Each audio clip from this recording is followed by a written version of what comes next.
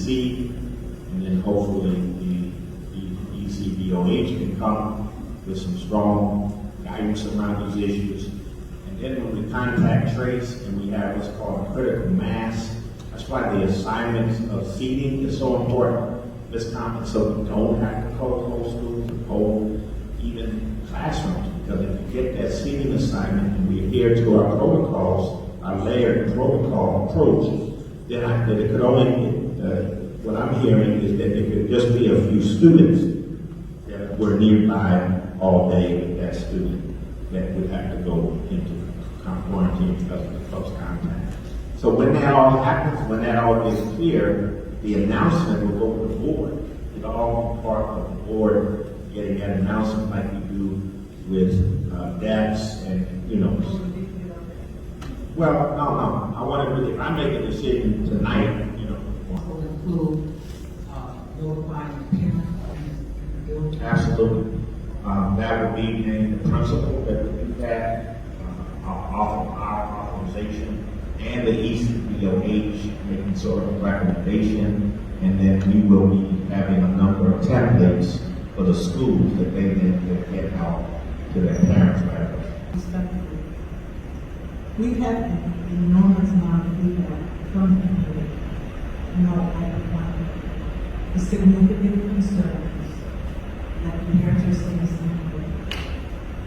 The American Rescue Act funds require that we extend the learning to address the learning loss or lag, whichever you prefer to call it. But what the parents are telling me strongly is that they were looking for longer school hours, more time, after-school programs, Saturday programs, and partnerships with the community, which might enable us to have children walking to educational sites to get additional work.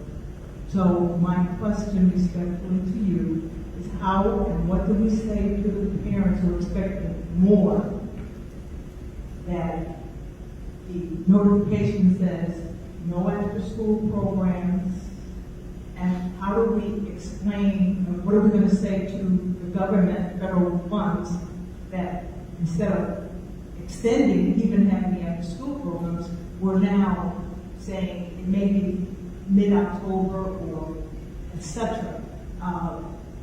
You also, in the grant section, have a $380,000 grant for extended learning targeted on avoiding violence.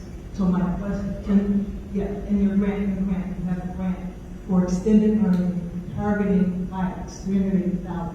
So my question is financially to you, and how to communicate to the community that you're saying we've had significant time, we're giving $50 million in this budget for transportation. How can we say to them, we can't get this done, we can't work with the community or find a way to extend a partnership to offer after-school programming as soon as possible? And I don't think October 15th is really, that's a very long time. So what do we say to the parents, and what's the impact on our funding, and what do we say to our funders who are looking for extended learning to address the lag and the loss of the time that children have been out of school for 2 years? Well, thank you for those questions. This was the number of them there. The first thing is to say what I was just saying about the reason why I can't start after school program. It's clear, it's authentic, it's a national issue, happening everywhere. It's affecting public, private, and independent schools, not just public schools. And so that's what you say to that. It's not like a time. We'll get to it just as soon as we possibly can, because we know that that's an important part of our strategy. We've had successful after-school programming for the last 4 or 5 years as part of the education department. And we thank them for the issue of dropping off at a nearby education center, it sounds